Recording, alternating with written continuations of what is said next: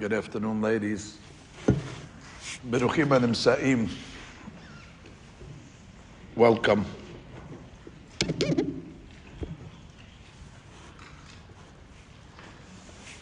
Even though we didn't have a class last week, the Parashah moved on without us. And in the interim, we moved on to a new Sefer Sheni. And today we'll begin the book of Shemot. Shiyavu Aleinu Letova, Amen. The Parashiyot in Shemot, especially the early ones, are packed. And I try to pick topics that we haven't discussed or elucidated in previous shiurim. Anybody wants to hear the old stuff, you could go online and we have a whole menu of classics on Parashat Shemot. However, today I'd like to focus on the episode at the burning bush. If you have a Chumash in front of you or you're following online, I'm beginning in Perek Gimal. Moshe haya ro'eh etzon yitro. So Moshe was serving as a shepherd for his father-in-law, Kohen Midyan, vayinhag et atzon ahara midbar. And this happens one day when Moshe Rabbeinu is leading the sheep in the midbar. And tzaddikim always go far away when they take the sheep because they don't want to eat from property that doesn't belong to them. So the tzaddikim are very careful on gezer. So therefore Moshe Rabbeinu goes to the midbar, goes to a remote area, so it's ownerless, so there is no problem of the sheep eating from private property. Vayavo el har ha'elohim horeva. So he gets to a place. The place is called Har HaElohim. You heard of Mount Everest. You heard of Mount Hermon. This is Mount God. Har HaElohim, the mountain of God. Now, you have to know that it wasn't yet the mountain of God. Rashi says, Al Shem HaAtid. Eventually, this mountain, which was an unknown mountain at this point, it was just a generic. If you looked at the map, it wasn't on the tourist attractions. It was just a plain old mountain. But the Torah is telling us that you should know that this plain old mountain one day is going to be known as Har HaElohim, which means the mountain where God is going to reveal Himself upon. Now we know what that mountain is called, Har Sinai. Incidentally, I found a midrash that actually calls Har Elohim many names. It's very versatile. One of the names of the mountain is called Har Bashan, the Bashan mountain. Why?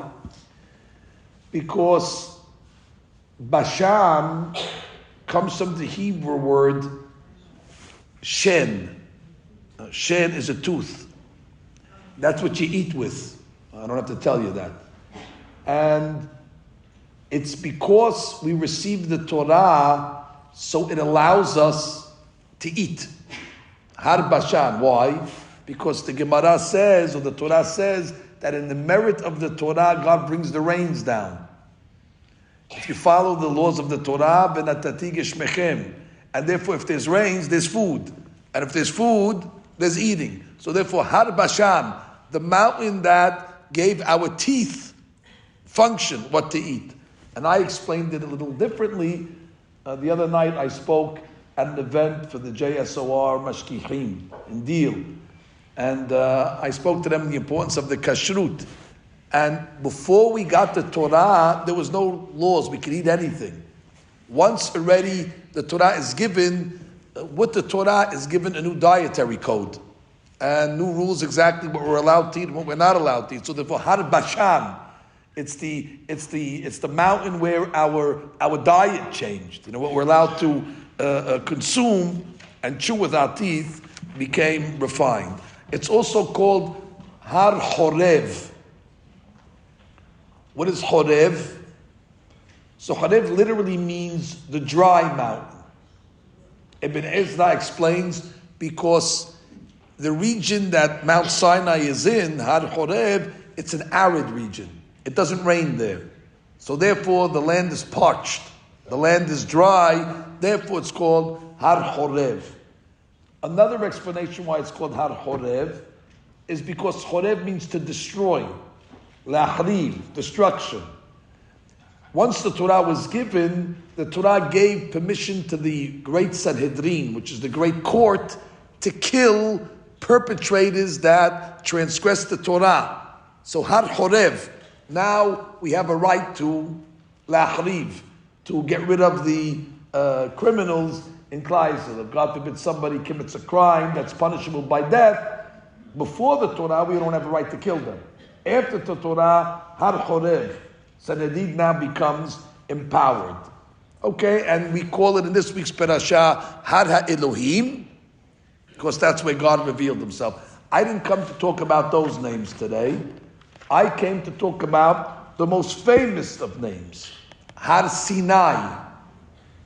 The question is, why is it called Har Sinai? Where'd they get that name from? So there's an old midrash that says that Sinai comes from the word sin'ah. Sin'ah means hatred. That as a result of the event that took place at Har Sinai, or Mount Hatred, we have become the most hated nation in the world. That's why they hate us. Why do they hate us? They hate us because we have the Torah, because we're chosen. All the other nations that hate us, the first thing they did was they replaced the Torah with a new Torah. So we have an Old Testament, they said that's passé, you need to upgrade your systems, there's a New Testament now. And the other, Ishmael came and said, we have the Quran, and they came and said it's a new version. The attack against the Jewish people is because we're the people of the book. And quite frankly, they're jealous that we have such a beautiful lifestyle and we have a Shabbat. So they had to take Sunday. Copycatters. And the Arabs said, well, you took Sunday, so we'll take Friday. So everybody has to copy. We have Pesach, they had to take Easter, and then so on and so forth. Every single thing that we're doing, there's a mock. But it's a fake, it's a knockoff, it's not the original. They're just trying to duplicate, something that we have, but it's not an original. So they're jealous. So Har Sinai, Mount Hatred, the mountain that brought a lot of resentment to the Jewish people. But there's another interpretation why it's called Har Sinai, based on this week's parasha. So the pasuk says, I'm reading in Bet, Vayira malach Adonai elav. So an angel, initially was an angel, appeared to Moshe Rabbeinu, belabat esh. Oh, that's a new word. Labat. So I don't know what labat is. I know what ish is. Ish is a fire. So there was a fire. Smokey the bear wasn't around in those days, so nobody was there to put out the fire. There was a fire in the middle of in the desert. So that she says belabat is short for the word shalhevet. Shalhevet means it was flaming. It was a fire that had a strong flame. And then that she says, Labat esh, libo shel esh. Labat comes from the word lev. When you have a fire, you could say the essence of it is the heart of it. So he was able to come close to the heart of the fire. A heart, I know, is an organ in the body. But you could say the heart of a tree. Hearts of palm. You use the word heart when you're trying to indicate it's the middle of it, or the essence of it. So the Torah is saying, he saw Labat Esh, he saw the fire, and he was able to come close to the heart of the fire. Very nice. And where was this fire, incidentally? Mitoch HaSeneh. Mitoch HaSeneh, it was by the bush. Seneh is a thorn bush. Vayar ve'ineh HaSeneh bo'er ba'esh. So we noticed that the seneh was burning, it was being lit ablaze. But the seneh is not being consumed. And that's a miracle. I saw that miracle actually in my days in Morocco. In Morocco, there's a small town, more like a village called Wazan. In Wazan is buried a great tzaddik called Rabbi Amram ben Diwan, alav shalom. I visited his kever and prayed there. By the kever of Rabbi Amram ben Diwan, there's an olive tree. And every year on the yortzeit, they light the olive tree on fire. But the olive tree is still there. And it's not like they just put a little match to it. The thing is, it's blazing, but it's a miracle. You don't take my word, you can YouTube it. Google it. The Rabbi Amram ben Diwan, the fire in the tree, and you'll see that the thing's still there today. I saw it with my own eyes. Anyway, this is Moshe Rabbeinu's vision. And he says to himself, Vayomer Moshe, Asurana. I must turn. This is an incredible vision. Why doesn't the sneh burn? Vayar Hashem kisal l'rot, and God saw that Moshe Rabbeinu was interested. Vayikra elav Elohim betoch haseneh. God calls Moshe Rabbeinu from the seneh. Vayomer Moshe Moshe. Vayomer hineni. Great. Now, before we go further, I want to identify the location of this seneh. Where is this place? So we have over here the Ramban. Ramban writes, V'haseneh haya berosh hahar. Oh, so not like, I hope you didn't see the movie, but because that's corrupt. I would never tell you to see the movie. If you did, you have to delete it. You have to fast 40 days to get anything you saw in that movie out of your brain, because it's all sheker. It's all corrupt. The Hollywood producers did not use the Ramban and the Mefarshim in order to make the movie. They used their own imagination. Don't get me wrong. It's a good movie, but it's not the Torah. It has nothing to do with this book. Zero. So now, we always understood he was walking on flat terrain, and because he's doing shepherding, so he's in the wilderness, and all of a sudden he saw a burning bush, and we assumed that the burning bush was actually on flat land. The Ramban says no. The burning bush was actually on top of a mountain. And that mountain would eventually be the mountain where God would give us the Torah. And says the Pirkei de Rabbi Eliezer, and I quote, "B'yom shenivre'u shamayim va'aretz," from the time that God created the heavens and the earth, nikra shem hahar Horev. That mountain was called Horev, the dry mountain. U'shenigla hakadosh baruch hu al Moshe mitoch haseneh. But once Moshe Rabbeinu had the revelation at the Sinai, the name of the mountain would be called from time immemorial, from that point on, Har Sinai. So Sinai actually comes from the shortish of the word Sinai, because that's exactly where the burning bush was. The burning bush was at the top of Har Sinai. Now, they didn't call it Har Sinai, they called it Har Sinai. It's a spin-off of the word Sinai. So everybody will remember that was the revelation where it took place. Incidentally, many years ago, one of our members brought me a gift that I cherish. I wish I would have brought it today for show and tell. Maybe I'll bring it Shabbat if I can find it. It was a rock from Har Sinai. Now, what's so special about this rock? Well, there is a rabbi called Megaleh Amukot. And the Megaleh Amukot tells us that he read in a commentary called Moreh Nevuchim, which is written by Maimonides, She'al Avanim Hamsabibin et Har Sinai, that the rocks that surround Har Sinai, Yesh bo tzurot seneh. The rocks have images of little bushes on it. Im chotzbim kol eben lahatichot. And even if you cut the rock into little pieces, in between the broken pieces you see burning bushes. Not burning bushes, bushes. It's an incredible thing.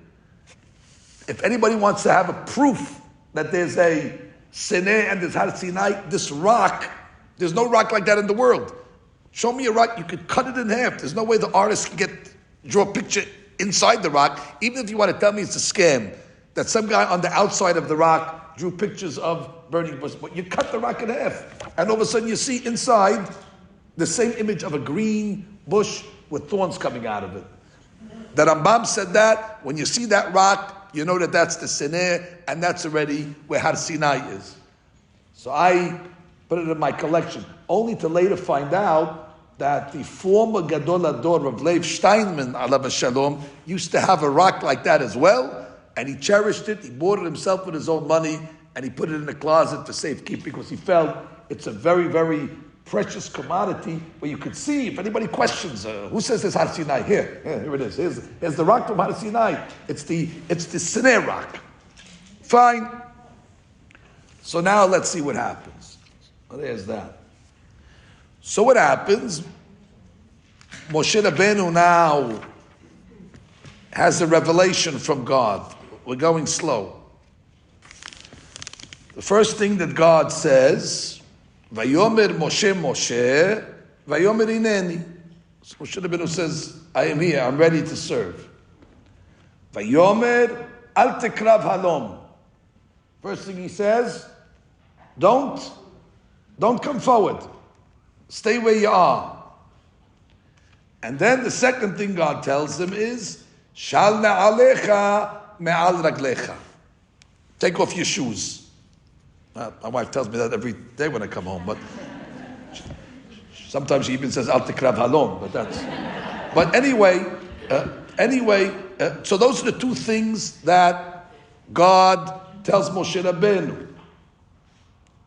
Al tekrav halom, which is don't come close. That's a don't.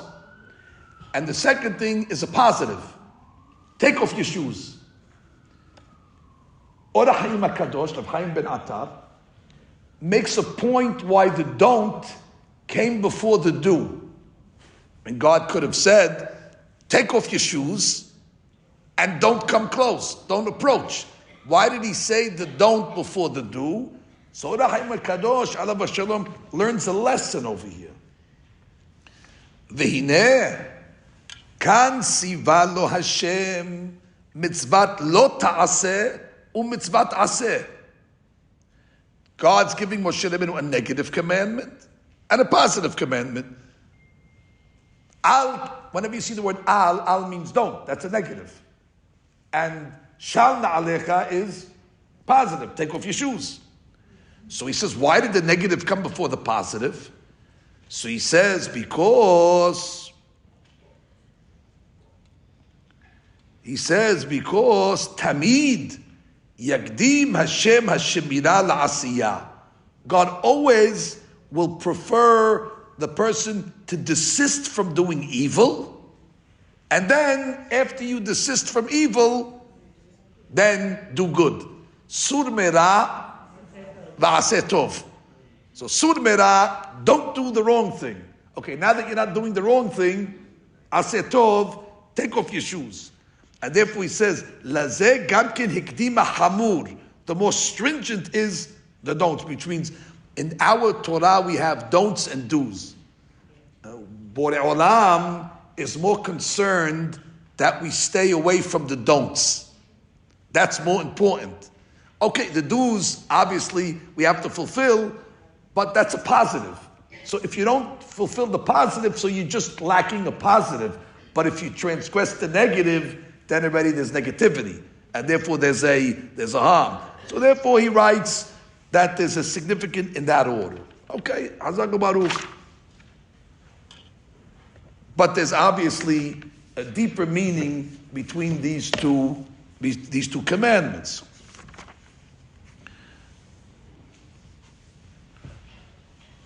Moshe Rabbeinu was not allowed to come close, and he's told to take off his shoes. Why? So God tells him the reason. He says, for the simple reason, כי המקום אשר אתה עומד עליו אדמת קודש הוא. Because the land that you're standing on is consecrated. It's holy. It's hallowed land. And therefore, we have a rule that wherever there's a place of Kedusha, you're not allowed to have shoes on. You must take off your shoes. That's why, for example, in the Bet HaMikdash, the Kohanim did not wear shoes. They went barefoot. Because there's not allowed to be a separation. The only reason why we wear shoes is because the ground that we stand on is tameh, is contaminated, especially in the exile. So therefore, the shoes serve as a interposition. They serve as a separation between the ground that's tameh.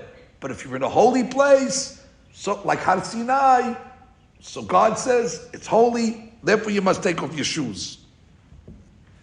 I had a simple question. So it's a holy place. And therefore, stay back. Stay back. You can't even approach. Keep in mind, he climbed the mountain, that means. He climbed the mountain. He's on top of the mountain somewhere. It's an amazing scene. And there's a fire on top of him, like a volcano that's erupting. God says, take off your shoes. Obviously, you see the video, Moshe Rabbeinu is taking off his shoes on top of the mountain. Okay? Al tikra valom, he stops in his tracks. But I don't understand, ladies. There'll come a time where Moshe Rabbeinu will come back to this mountain, and not only does he not have to not approach the mountain, but he actually goes up on the mountain, and from the mountain he is transported up to heaven. My point is, why here he's not able to approach the mountain, but when the Torah was being given, I mean, the mountain was just as holy. I'm assuming the mountain was even more holier at the time of Matan Torah. So why was Moshe Rabbeinu allowed to approach the mountain? It says, Vayered Moshe, or Vayal Moshe el Har Sinai. Moshe Rabbeinu went up to Har Sinai, and you don't see anybody over there telling him, oh, no trespassing, stop sign. Hey, didn't I tell you? Take over. What happened? Why over here he's being pushed back, but at the event, he wasn't? I have good news. I found this question in the Ramban. Ladies, this is not a class, this is a shiur. We came to learn. We didn't come to tell stories from the fairy tale books. This is the way you learn Chumash. You have to ask questions. You have to analyze. And slowly, the truth starts to emerge. But you have to go step by step, and you have to uncover one piece of truth at a time until you're able to reveal the whole story as it should be. So the question is, what changed? Why here, Al Tikra Valom, Rambam? Lo higia adayin lema'alato hagedola bin bu'ah.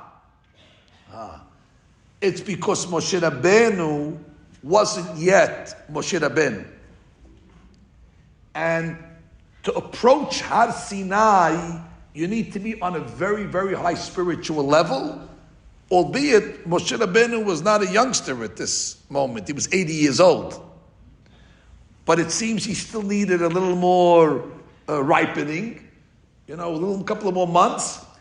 Ki behar Sinai, says the Ramban, nigash el arafel. He actually went into the cloud. Asher shama Elohim. At this moment, when God reveals himself, it says Moshe Rabbeinu covers his face. He couldn't look. V'chen inyan astarat panim. Why couldn't he look? She'adayin lo ala lema shene'emar utmunat Hashem yabit. He didn't yet reach the level where he was able to look. So what God was telling Moshe, slow down, Moshe. You're not ready yet. It's premature. There'll come a time, if you work on yourself and elevate yourself to the madrega, you'll be able to enter. But at this point now, you must stop at that level. Now, Benu Bahya, who's one of the major Rishonim, echoes the words of the Ramban with a little extra. It says, V'hineh, it's in Perek Gimel Pasuk Aleph, Benu Bahya. V'hineh, I'm quoting, Hamar'eh hazot, this vision that Moshe Rabbeinu experienced by the Sineh, aka Sinai, hu remez leMoshe. It's an allusion to Moshe. Lema she'atid HaKadosh Baruch Hu liten Torah be'esh. Now we know why there was a fire. The fire is hinting that on this place over here, there's going to be the delivery of the fiery law. The Torah is called Esh Dat. And therefore the fire that Moshe Rabbeinu is witnessing is an allusion to a future event, that there's going to be a fire in this mountain that's going to be the fire of Torah. B'makom hazeh, v'yishme'u kol Yisrael anochi. And everybody's going to hear God say, Anochi. I think it's fascinating. That was the first word of the Ten Commandments. Look at the text. After God tells Moshe Rabbeinu the instructions, don't approach, take off your shoes, and now he gives them the instructions in Pasuk Vav, Vayomer, Anochi. The first words that come out of God's mouth at the snare are a premonition. It's almost like Ma'aseh Avot Siman Labanim. The word, God could have said Ani.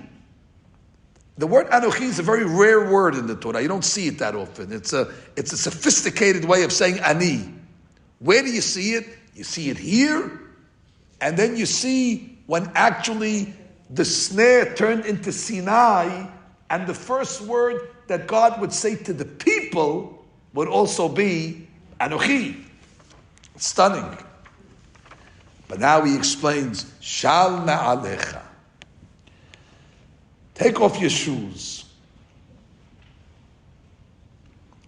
His hero, listen to where the rabbis learn. She yishlol mimenu hahumriyut. God was telling Moshe, you must divest yourself from the physicality. Humriyut means materialism. Shem shilam lena'alayim. When you hear the word na'al, you hear shoe. When the Benu Bachya hears the word na'al, he hears what a shoe represents. The shoe represents physicality. It represents the desires of man. Lefi shehahomer dabek baguf kemo shehamin'al dabek baregel. He says that the human being craves materialism, craves physicality, and is drawn to it like a shoe is to a foot. So therefore, remove the shoe, which means remove those animalistic or physical cravings that are attached. They're part of us. It's only physical, it's only human to be drawn after the pleasures of this world. Shal na'alecha means divest yourself from the humriyut.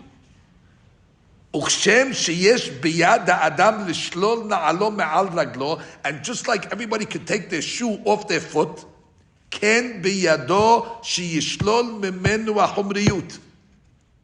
you shouldn't think it's impossible. It's possible. Because if you could take off your shoe, then you could also remove what the shoe represents. And why should one do that? Says the Berubaria, so you'll be prepared for prophecy, and you'll be able to attach to Ora Sechel. So what God was telling Moshe, you're not ready yet. You still have some physical side to you. You put it this way, you're too human. You have to shed some of your humanness, shal na'alecha, and sublime yourself. And actually he does. Who are we to talk about Moshe Rabbeinu, Rabban Shel Kol HaNevi'im? Moshe Rabbeinu, alav shalom, it says, at some point in his life, he's referred to Ish HaElohim. And Hakamim say, what do you mean Ish HaElohim? They say, he was an Ish, but he also was an Elohim. It says, from his waist up, he was like an angel. From his waist down, he was like an Ish. That means Moshe Rabbeinu was already transitioning in his life from a human to a malach. Ladies, Moshe Rabbeinu invented the Moses diet. He was able to go 40 days and 40 nights without eating. Not because he was trying to lose any weight, because he didn't need to. How is it possible? So you say to yourself, no way, he went up to heaven, so they don't eat in heaven. Yeah, but you have to be worthy to behave like that, or to be able to deprive yourself from those physical benefits. And he didn't do it once. He did it 3 times. Listen to what I'm telling you now. How many times did Moshe Rabbeinu go up to Har Sinai? 3 times, and each time it was a 40-day event. We'll learn it when we get to it, but just take my word, it was 3 times. And God is hinting to Moshe Rabbeinu when he comes along and he tells him in Pasuk, Vayomer Hashem, he gives him a whole story, and he says, I want you to take the Jewish people out of Egypt. And Moshe Rabbeinu says, who am I? And then at a certain point, God says, V'zeh lecha ha'ot. This is the sign. And the Kabbalists write, because if you take the word haseneh, he, samich, nun, he. Well, samich and nun is 1650, which is 110, and 2 he's is another 10. So haseneh equals 120. And the Kabbalists write that when God was saying, Zedechot, you're going to come to this mountain 3 times. You're going to come 120, which is the gematria of Haseneh. So the whole DNA of Matan Torah is in this story here. All that would happen eventually, Borei Olam is already preparing Moshe Rabbeinu for the event. It's important that we study this because the whole purpose of Yetziat Mitzrayim was to get to this event. So that's why the Torah gives us the destination before it tells us what happened in Egypt. So you know, Sof Davar, Sof Ma'aseh B'Machshavat Tehillah. The whole goal of this was to get back to the sneh in order to receive the Torah. So Moshe Rabbeinu now is preparing the sneh in order to transition it into Har Sinai. Now watch what happens. God tells Moshe, you're not ready yet. Shal na'alecha. Take off your shoes. Rabbeinu Bachya learned take off your shoes, meaning divest yourself from physical. And Moshe Rabbeinu was able to do that eventually. He didn't need all the amenities that humans need. As a matter of fact, I once saw from Rabbi Twersky, alav shalom, he said that when the Jewish people complained for water, and Moshe Rabbeinu came to God and said, you know, what are they complaining? And then shortly thereafter, God tells Moshe, it's time for new leadership. Says Rabbi Twersky that Moshe Rabbeinu was so holy, he couldn't understand that people need water. He doesn't need water. So therefore, God says, you're too holy for them, you're too high for them. We need to bring another leader like Yehoshua, who could understand that people are thirsty. That's the level that Moshe Rabbeinu reached. But listen to the Zohar HaKadosh. Shal na'alecha. This is a piece. This isn't not in this week's Parashat Zohar. In Nasor. B'sha'a she'amar lo HaKadosh Baruch Hu Shal na'alecha ma'al raglecha hizda'azah hahar. Har Sinai started to shake. When God said, take off your shoes, the mountain shook. Why should it shake? Amar Michael lifnei HaKadosh Baruch Hu. The angel Michael came to petition God. Ribono shel olam, God Almighty. Hatirseh listor adam. Are you looking to destroy humanity? What are you talking about? All he told him is take off his shoes. You want to destroy humanity? Hare katuv zachar unkeva bera'am. The Torah says that God created the world Zacharun Keba, male and female. And he blessed them that they should get married. Vaybarich otam, peru urvu. Ve'en nimset haberacha, ela b'mi shehu zacharun keba. And if a person wants to have a beracha in his life, he has to get married. There's no beracha on the zachar, and there's no beracha on the nekeva. There's no Wi-Fi to bring beracha when a zachar is alone and a nekeva is alone. So Michael says, the only way beracha comes is when zachar and nekeva are put together. We call that in marriage. Now watch. Ve'ata omer lehipared me'ishto. And you are telling Moshe to separate from his wife? Oh, don't lose the attention.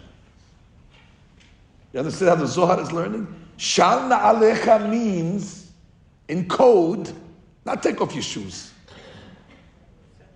Of course it meant that, but that's not only what it meant. And of course, Rabbeinu Bachya is right. Divest yourself from physicality, so one day you'll be able to come close. But what it really means is, you're married to Sipporah, and if you really want to get to the high level, you're going to have to separate from your wife, Shal na'alecha, in order that you're not anymore married to a physical human being, but you're going to be married to God Himself. Now, I know that sounds very lofty, but listen to the next line of the Zohar. The Zohar HaKadosh says, Michael said, how are you telling the man to separate from his wife? Doesn't he have to have children? Amar le, God says, Kiyem Moshe Piriyavadivya. He had children already. Hashta ana ba'ina diyitnesav b'shechinta. Now it's time for him to be married to the Shekhinah. Ubgine yichud shechinta lidayara imeh. And now it's time for the Shekhinah to be exclusively with Moshe. You understand what's going on over here? This is a blockbuster. I know Moshe Rabbeinu separated from his wife, but I didn't know what happened now. We learned this already, that when they came to give the Torah, there was separation, and Moshe Rabbeinu separated from Sipporah. But who knew that separation begins when God tells Moshe, Shal na'alecha. And where did the Zohar even know that Shal na'alecha means separate from your wife? All due respect, why is the mashal of separating? Unless you say like this, without getting complicated. Unless you say that if we would look at the foot and the shoe, and you would look as the foot is the male, and the shoe is the female, and therefore it goes together. It becomes one. So when you're separating the shoe, it means to separate the male from the female. It's a mashal. But it's more than a mashal. Because you ladies learned the laws of halitzah. So let me review. I don't want to teach you all the laws of halitzah, but very quickly. So the law is a man is married, and they don't have children, and he dies, childless. So this lady over here is not free to just go get married. She's now stuck temporarily. Her husband's brother is obligated from the Torah law to make a mitzvah called Yibum. What does Yibum say? Marry her. For what purpose? He's married already. Well, in those days you could have more than one wife. So why to marry her? Because your brother didn't have children. So by marrying her, you'll be able to keep your brother's lineage or his progeny to perpetuate. It's a chesed. But let's say he doesn't want to. He doesn't want to have another wife. He doesn't want to have bills. He doesn't want another mother-in-law. I don't know what he doesn't want. He doesn't want. We don't know the reason, but he doesn't want. It could be 101 reasons. So now the Torah comes along and says, he can't just say, I'm out. And she says, okay, see you later. They have to go through a ceremony. That ceremony is called halitza. And basically what that ceremony does, it separates the bond between the widow, the lady, and her brother-in-law. And what do you do with that? I was at a ceremony like this. We still do it till today. You move, the halitza still applies. So what happens is, the man comes in, and he wears a special shoe. It's a halitza shoe. It has to be made according to certain halakhic specifications. Actually, the shoes that the community uses for halitza were made by Mr. Elisafti, alav shalom, at a big shoe company, ES Originals, and the rabbi told him exactly the specs of the halitza shoe, and he went and he made the shoe, and until today, they use that exact shoe, which was done according to the halakha. It wasn't a bestseller for ES Originals, they couldn't sell them, but nonetheless, it's a clunky shoe. It's not such a nice shoe, but for halitza it works. Anyway, and what happens? The widow, the lady, has to go with this ceremony and untie the shoe and remove the shoe off his foot. And at that point, after she removes the shoe, she's free. She has to spit and do some other things also. Yeah, she has to spit. Okay. That's why we don't have halitza on this shoe. Nobody's going to spit on this rug. I'll tell you now. Let them do it somewhere else. No one's spitting on this rug. But anyway, that's the halitza. Sir, now the question, of course, the Mekubalim ask, what's the concept of taking off the shoe? Because the explanation is we're actually going through a charade of what this man doesn't want to do. The man should marry this lady in order to have children. But what he's actually doing is he's separating himself. So therefore, we go through that act of removing the shoe, which is the male, which is the female, from the foot, which is the male, and we separate that, which is a symbol of separation. So therefore, back to Moshe, when God tells Moshe, Shal na'alecha, that already was much more severe than just take off your shoes, but that was saying you have to separate from Tzipporah. Now, if that's the case, we start to see something amazing. When Yehoshua, in the book of Yehoshua, he was in the city of Yericho, and there's a similar story that takes place with Yehoshua, the student of Moshe. There it says, Shal na'alcha, take off one shoe. By Moshe Rabbeinu, it's na'alecha. So the Mefarshim say what's going on, and they say that Moshe Rabbeinu would have to separate from his wife indefinitely. Whereas Yehoshua, that wasn't on the same level, did not have to separate only from time to time. So therefore, one is written in a plural and one is written in a singular. But I have a question. So according to this, God told Moshe Rabbeinu to separate from his wife. It's clear.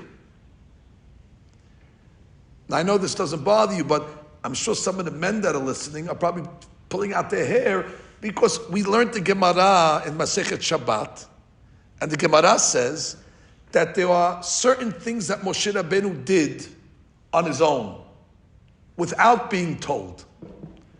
Shelosha devarim asa Moshe middato.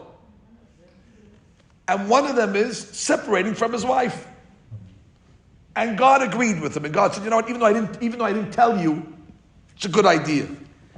And I'm saying to myself, what are you talking about? According to the Zohar, he told them. So how could it say, Piresh me'ishto, that he separated from his wife? All these years, I always thought that was Moshe Rabbeinu's idea. And by the way, he had a good reason for it. He said, listen, I got to be on call. God could call me any moment, and I have to be pure. And therefore, if God's going to want to speak to me because I'm on notice 24/7, I have to be spiritually available. Made sense. So make up your mind. Did he do it on his own or was he told? I have an easy answer. Answer is, at this point, before Matan Torah, God says you need to prepare yourself for this moment. And therefore, I'm telling you from now, separate from your wife. Moshe Rabbeinu separates from his wife. He's involved in Kiddusha. It's not for everybody. It's for Moshe. And he's growing in Nivu'ah. And now the day of Matan Torah comes. Now it's not Sinai. Now it becomes Sinai.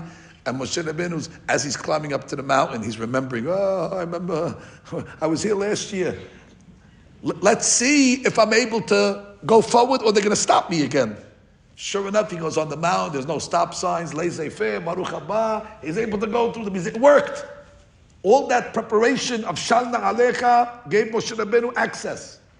And now Moshe Rabbeinu goes up to the mountain and he gets the Torah and everything is good. Now Matan Torah is over. Moshe Rabbeinu at this point should have been allowed to go back to his wife. Meaning the only reason why God said keep away is so you can get the Torah. He got the Torah. At this point, Moshe Rabbeinu on his own extended the Shal Na'alecha. That's what it means. The extension of Shal Na'alecha was after Matan Torah. And God said, you know what? It's a good idea. Although I only told it to you up until Matan Torah, but you know what? You need to be on call, and I can't have, I don't want to be put on hold. God doesn't want to listen to music. And therefore, when I call you got to pick up an answer, and therefore, you need to be constantly ready. Good idea, Moshe. I didn't command it, but it makes sense. Now look how beautiful this is, to show you how the Torah is so symmetrical. A year later, incidentally, you know the date that Moshe Rabbeinu was at the Sinai? The date was the 15th of the month of Nisan, which actually would become Pesach. So it was actually 1 year before the Jewish people left Mitzrayim. Sinai also comes from the word Nisan. That's why Nisan is called Nisan, because that's when the revelation of the Sinai took place. So you have Nisan, you have Sinai, you have Sinai. You're starting to see the etymology of all these words, because they're all connected.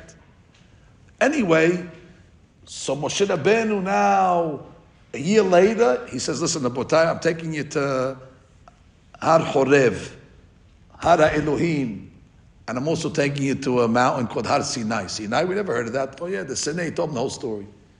He said, I've been waiting for this day. God already prepared me. But now, God comes down to Moshe and says, now tell the people. Two things he told the people. The first law he tells the people is what? Don't approach. Don't approach. You're not allowed to come close to the mountain. V'higbalta etahar. You must make a gevul. You must make a border, and you're not allowed to approach. Sound familiar? Which means what God would tell Moshe, Al tikrav halom, that would manifest itself to the first commandment that the Jewish people would get at Har Sinai when they would come as a nation. Al tikrav, bigbaltata, stay back. And what's the second commandment that they get? And tell them for the next 3 days, Al tigeshu il ha'isha, that they must separate from their wives, which is exactly according to the Zohar what God told Moshe. Shal na'alecha. That means what Moshe Rabbeinu experienced in the microcosm, Bnei Yisrael would eventually experience the exact same item in a macrocosm, in the same location, in the same instructions. The don't and then the do. First, don't come close. Put a fence around the mountain. And number 2, God didn't say shal na'alecha, but he said it clear to them. Al tigishu ila isha. You're not allowed to be with your wives. Now they only had a 3-day ban. Of course, as we said, Moshe Rabbeinu extended it. I'd like to make Oh, there's so many more. You know what? One more point. I'm busy, you're busy, everybody's busy. So we'll just call it a day. But I just want to say, God comes to Moshe bilabat esh. Remember I told you about this word, labat esh? Bilabat esh. What is this bilabat esh word? What's the secret of this word over here, bilabat esh? So it's either a flame or it's either the heart of the fire. But there's a reason why Hashem used that word bilabat. And it's based on something that Hatam Sofer said. Hatam Sofer said, listen to something elegant. Hatam Sofer said that there's a rule in the book of Tehillim that any chapter that David started with the word Ashrei and concluded with the word Ashrei, it's a special chapter. So next time you go through the 150 chapters, try to locate the ones that start with Ashrei and end with Ashrei, and those are the ones you read twice. Those are you double on those. Those are great Tehillims. Those are David HaMelech wanted. Ashrei means you're fortunate, we're lucky. So if it starts with Ashrei and ends with Ashrei, it's a keeper, it's a winner. Says Hatam Sofer. But there's not a chapter, there's actually a book that starts with Ashrei and ends with Ashrei. And you know what that book is called? The 5 books of Moses, the Torah Shebichtav. What's the first word in the Torah? Ashrei. No, it's not Ashrei. Ladies, don't believe everything I say.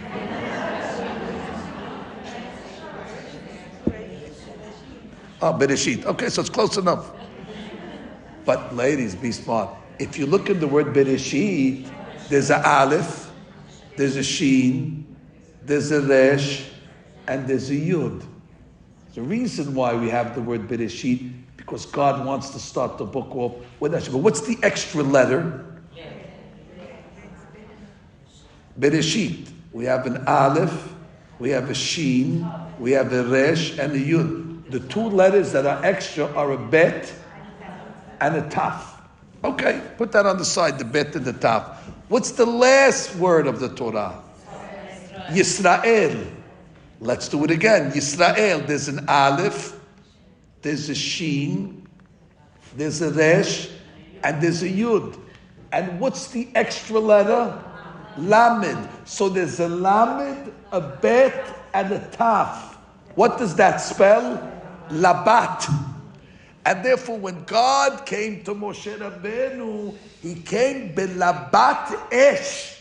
He came to hint that in this place you're going to receive the Torah that begins with Ashrei and ends with Ashrei, and the letters that are remaining in that is Labat. Why did he focus on those letters? Labat is Rashi Tevot, La'asok b'divrei Torah. In order to study the words of Torah, and therefore Moshe Rabbeinu was being told, that's the whole purpose of this. La'asok b'divrei Torah, and you're the conduit.